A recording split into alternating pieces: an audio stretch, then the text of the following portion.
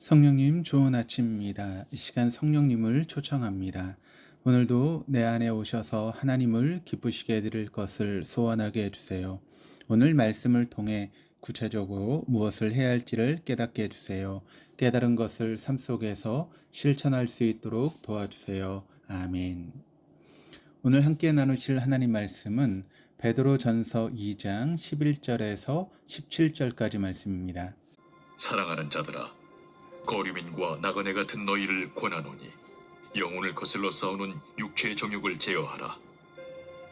너희가 이방인 중에서 행실을 선하게 가져 너희를 악행한다고 비방하는 자들로 하여금 너희 선한 일을 보고 오시는 날에 하나님께 영광을 돌리게 하려 함이라. 인간의 모든 제도를 주를 위하여 순종하되 혹은 위에 있는 왕이나 혹은 그가 악행하는 자를 징벌하고 선행하는 자를 보상하기 위하여 보낸 총독에게 하라. 곧 선행으로 어리석은 사람들의 무식한 말을 막으시는 것이라.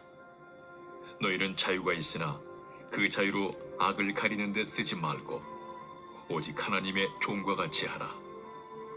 무사람을 공경하며 형제를 사랑하며 하나님을 두려워하며 왕을 존대하라. 베드로전서의 1장과 2장 앞부분의 내용은 그리스도인들이 이 땅에서 어떻게 살아가야 하는지에 대한 가르침이 기록되어 있습니다. 이 가르침에 따르면 하나님의 특별한 은혜로 신자가 된 우리는 영적으로 성숙한 사람이 되어서 성전과 제사장이라는 거룩한 직분을 잘 감당하는 사람이 되어야 합니다. 이 커다란 영적인 원리를 설명한 사도 베드로는 오늘 본문에서부터 이에 대한 실천적 방법들에 대해 설명합니다. 11절입니다. 사랑하는 자들아, 거류민과 나그네 같은 너희를 권하노니 영혼을 거슬러 싸우는 육체의 정욕을 제어하라. 왕과 같은 제사장이라는 영광스럽지만 무거운 직분의 실천적 역할을 설명하면서 사도 베드로는 청중을 사랑하는 자들이라고 부르고 있습니다. 이러한 호칭은 기독교가 사랑의 공동체라고 하는 점을 보여주는 동시에 또 하나님의 가르침을 전달하는 전달자의 입장에서 뒤에 이어질 메시지의 성격이 강하고 무거울 때 듣는 이들의 마음을 만져주기 위해서 사용하는 완충작용입니다. 사도 베드로가 전하는 바 하나님의 백성은 그 존재가 왕과 같은 제사장이지만 이 땅에서는 거류민과 나그네와 같은 처지에 있다는 점을 기억해야 한다라고 하는 설명입니다. 여기서 거류민과 나그네라고 하는 단어는 우리가 알다시피 자신의 안식처가 아닌 곳에 일시적으로 지내는 사람들을 가리킵니다.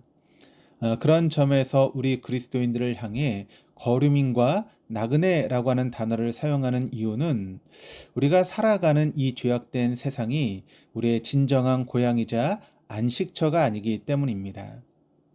그렇게 우리는 잠시 이 땅에 머무는 것이며 우리의 영원한 집은 예수님과 함께 지낼 천국이 됩니다. 그렇다면 천국이 어디이겠습니까? 우리의 천국은 하나님 그 자체이며 우리의 천국은 예수님 그 자체입니다. 그러기에 비록 우리가 이 땅에서 나그네 같은 힘든 여정을 감당하고 있지만 하나님 안에서 또 예수님과 함께 성령 하나님의 인도하심을 받고 살아간다면 그곳이 어디든 하나님과 함께 있는 곳으로 복음의 은혜가 침투하여 그곳이 바로 천국이 되는 것입니다. 그러한 점에서 사도 베드로는 환난의 시기를 겪고 있는 하나님의 백성들이 이런 천국의 능력을 누리기를 바라는 마음으로 육체의 정욕을 믿음으로 제어하라고 권면하고 있습니다. 우리는 천국 백성으로 하나님께 충성하는 사람들이지 세상 욕망에 충성하는 사람들이 아닙니다. 12절입니다. 너희가 이방인 중에서 행실을 선하게 가져 너희를 악행한다고 비방하는 자들로 하여금 너희 선한 일을 보고 오시는 날에 하나님께 영광을 돌리게 하려 함이라. 그렇기에 그리스도인들은 하나님께서 주신 영원이라고 하는 생명력을 기반으로 불신자들 앞에서 육체의 정욕을 절제하여 선한 행실을 유지해야 합니다. 이는 신자들의 선한 행실을 보고 세상의 사람들이 하나님께 영광을 돌리게 하고자 함입니다. 이것이 우리 그리스도인들이 하나님을 알지 못하는 자들에게 우리가 할 수 있는 최고의 선물이자 또 예수님께서 우리에게 허락하신 위대한 명령입니다. 마태복음 5장 16절 말씀입니다. 이같이 너희 빛이 사람 앞에 비치게 하여 그들로 너희 착한 행실을 보고 하늘에 계신 너희 아버지께 영광을 돌리게 하라. 만일 내가 생활을 하거나 일을 하는 곳에서 나의 흠을 찾겠다고 계속해서 나를 감시하는 사람들이 내 주변에 가득하다면 이처럼 불편하고 힘든 상황은 또 없을 것입니다. 이러한 불편한 상황과 같이 세상은 하나님의 백성인 우리를 주시하고 있습니다. 이렇듯 그리스도인들을 주시하는 불신자들의 마음은 악하고 죄된 마음이지만 하나님께서는 불신자들의 그 악한 마음도 선용하시어 우리의 착한 행실을 통하여 불신자들에게 하나님을 알 수 있는 기회를 주시고자 하시는 것입니다. 여기 우리가 흥미롭게 집어볼 것은 불신자들이 하나님께 영광을 온전히 돌리게 되는 때를 12절 말미에서 구체적으로 제시하고 있다라고 하는 점입니다. 세상의 악한 사람들이 하나님께 영광을 돌리는 날은 예수님께서 다시 오시는 최종 심판의 날입니다.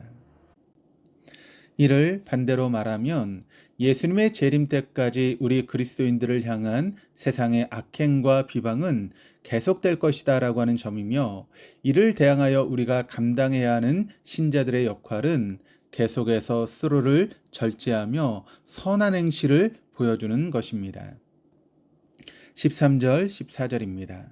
인간의 모든 제도를 주를 위하여 순종하되 혹은 위에 있는 왕이나 혹은 그가 악행하는 자를 징벌하고 선한 자를 포상하기 위하여 보낸 총독들에게 하라. 사도 베드로는 신자들에게 절제를 통한 선한 행실을 요구함과 동시에 13절 14절에서는 하나님께 허락하신 권위에 순복할 것을 요구하고 계십니다. 성경은 권위를 부정하게 사용하는 권위주의가 악한 것이지, 하나님께 허락하신 모든 권위는 본래 그 역할에 따라 필요하고 마땅히 존중받아야 하는 책임과 희생의 자리라고 설명하고 있기 때문입니다. 지금 이 순간에도 전 세계의 그리스도인들의 반은 자유 가운데 살아오고 있지만 나머지 반은 억압과 비인간적인 정부 아래에서 살고 있습니다. 이러한 현실 속에서 성경이 모든 악을 용인하고 부패한 정부를 지지하는 것이 아닙니다.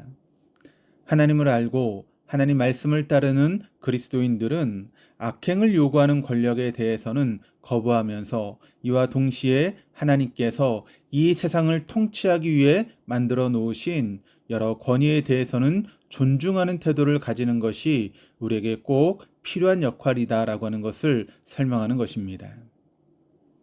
15절입니다. 곧 선행으로 어리석은 사람들의 무식한 말을 막으시는 것이라. 지금까지의 내용을 정리해 보자면 오늘 본문은 하나님을 모르는 불신자들의 특징을 두 가지로 정리하고 있습니다. 그중 하나는 자신의 악한 모습은 모르고 다른 이들을 부정하고 비판하는 모습이며, 두 번째는 하나님께 허락하신 모든 권위에 순복하지 않는 모습입니다. 그러한 점에서 15절이 말하고 있는 선행은 세상의 모든 풍조를 따르지 않는 신자들의 절제와 권위에 대한 순복을 이야기합니다. 이와 같이 하나님께서 신자들에게 세상과 다른 삶을 요구하시는 것은 하나님께서는 우리의 이러한 삶의 방식을 통하여 세상의 어리석음과 무식함을 막으시기 때문입니다. 신자는 세상의 힘의 논리로 스스로를 증명하는 존재가 아닙니다. 신자는 하나님의 방법으로 하나님으로부터 증명을 받은 사람들입니다. 이는 예수님께서 우리에게 먼저 보여주신 모범이며, 이 모범을 따라갈 때 잠깐은 우리가 어리석어 보일지 모르나 결국은 우리의 선행으로 인하여 결국 세상의 어리석음과 무식함이 드러난다는 사실을 확인하게 될 것입니다. 16절입니다. 너희는 자유가 있으나 그 자유로 악을 가리는 데 쓰지 말고 오직 하나님의 종과 같이 하라. 16절에서 사도 베드로는 중요한 역설을 설명합니다. 이는 하나님의 백성들이 하나님 앞에서 자유인임과 동시에 종이라는 사실입니다.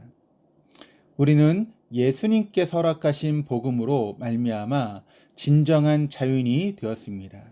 이는 이제 우리가 죄의 굴레를 떠나 자유롭게 하나님을 예배하고 나와 이웃을 진정으로 사랑할 수 있는 존재가 되었다라고 하는 것을 의미합니다.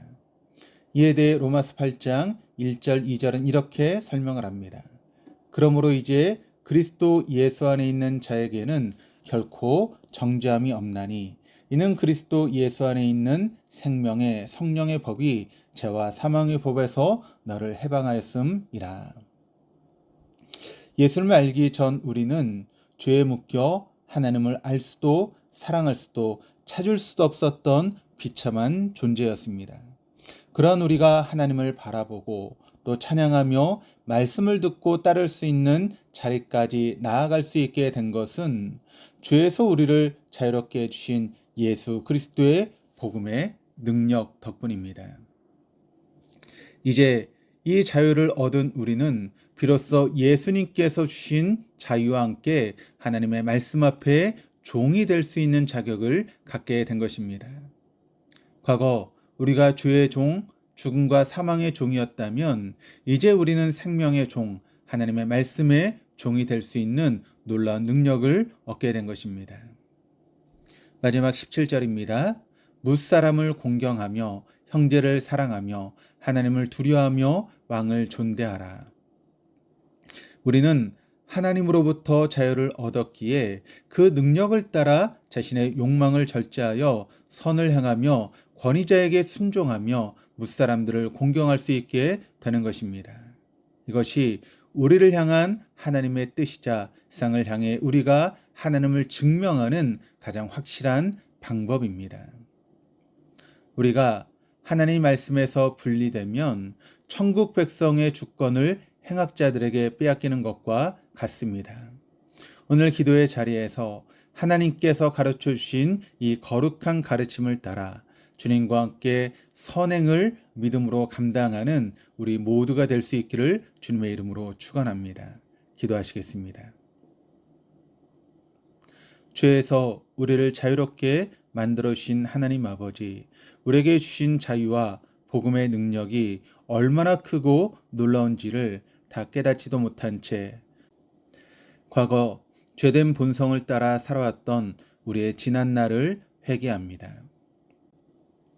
오늘 우리에게 허락하신 말씀을 따라 이제는 왕과 같은 제사장으로서 거룩하신 하나님의 종의 모습으로 살아가겠노라고 다짐하며 나아가오니 우리의 선한 모습을 통하여 세상이 하나님을 보고 하나님께 영광을 올려드리는 역사가 일어날 수 있도록 우리를 붙잡아 주옵소서.